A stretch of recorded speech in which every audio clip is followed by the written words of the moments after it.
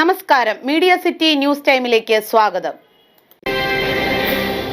ചേലാമറ്റം ക്ഷേത്രത്തിൽ ഈ വർഷത്തെ കർക്കിടകവാവ് ഓഗസ്റ്റ് 11 അർദ്ധരാത്രി മുതൽ 12 ഉച്ചയ്ക്ക് 1 മണി വരെ നടക്കും. പിതൃപ്രീതികരങ്ങളായ നമസ്കാരം, തിലവഹനം, ബലിതർപ്പണാദികൾ എന്നിവയോടെയാണ് ചടങ്ങുകൾ. ഒരേ സമയം 1000 പേർക്ക് തർപ്പണം ചെയ്യാൻ ഉപയുക്തമായ ബലിത്തറകൾ സജ്ജമായി കഴിഞ്ഞു. അറ്റകുറ്റപ്പണികൾക്കായി അടച്ചിടുന്ന കാലടി പാലം അന്നേ ദിവസം തുറന്നിടുമെന്ന് ബന്ധപ്പെട്ടവർ അറിയിച്ചു.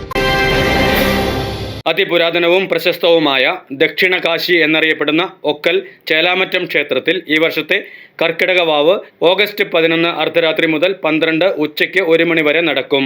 ശ്രീകൃഷ്ണസ്വാമിയുടെയും നരസിംഹമൂർത്തിയുടെയും പ്രതിഷ്ഠ കൊണ്ടും പടിഞ്ഞാറ് നിന്നും കിഴക്കോട്ട് ഒഴുകുന്ന പുണ്യനദിയുടെ സാന്നിധ്യം കൊണ്ടും ഇവിടെ നടത്തുന്ന ബലിതർപ്പണം വിശ്വാസികൾക്ക് കാശിക്ക് തുല്യമാണ്. പിതൃപ്രീതികരങ്ങളായ നമസ്കാരം, തിലഹവനം, ബലിതർപ്പണാദികൾ എന്നിവയോടെയാണ് കർക്കിടകവാവിന്റെ ചടങ്ങുകൾ.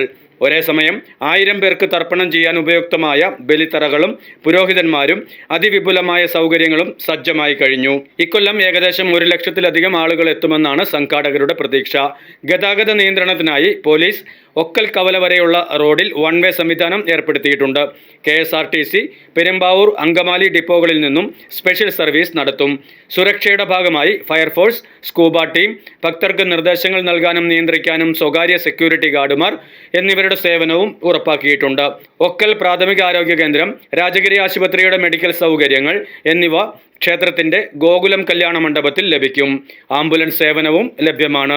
ക്ഷേത്രം തന്ത്രി നെടുമ്പള്ളി തരണനല്ലൂർ ഗോവിന്ദൻ നമ്പൂതിരിപ്പാട് ചടങ്ങുകൾക്ക് മുഖ്യ കാർമ്മികത്വം വഹിക്കും. കാലവർഷത്തെ അതിജീവിക്കാൻ ഉതകുന്ന പന്തലും പുഴക്കടവിൽ ഒരുക്കിയതായി ഭാരവാഹികൾ വാർത്താസമ്മേളനത്തിൽ അറിയിച്ചു. ദക്ഷിണകാശി എന്നറിയപ്പെടുന്ന ചേലാമറ്റം ശ്രീകൃഷ്ണസ്വാമി ക്ഷേത്രത്തിലെ ഈ വർഷത്തെ കർക്കിടകവാവ് ബലിതർപ്പണം ആഗസ്റ്റ് 11 തീയതി അർദ്ധരാത്രി 12 മണി മുതൽ 12 തീയതി പകൽ 2 മണി വരെ നടത്തപ്പെടുകയാണ്. ഭക്തജനങ്ങൾക്ക് സുഗമമായ രീതിയിൽ ബലിതർപ്പണം നടത്തി ക്ഷേത്ര ദർശനം നടത്തി തിരികെ പോകുന്നതിലേക്ക് വിശാലമായ സംവിധാനങ്ങളാണ് ക്ഷേത്ര ട്രസ്റ്റിൻ്റെ ഭാഗത്തുനിന്നും ഒരുക്കിയിട്ടുള്ളത്. മഴ നനയാതെ പോകുന്നതിലേക്ക് വേണ്ടിയിട്ട് ക്ഷേത്രക്കടവിലും പരിസരത്തും വിശാലമായ പന്തൽ ഒരുക്കിയിട്ടുണ്ട്.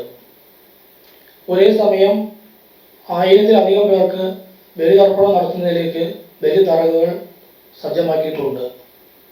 പുഴയിൽ സ്കൂബ ടീം അടക്കമുള്ള മുങ്ങൽ വിദഗ്ധരെയും അതുപോലെ സിവിൽ ഡിഫൻസ് ഉദ്യോഗസ്ഥരെയും ചുമതലപ്പെടുത്തിയിട്ടുണ്ട്.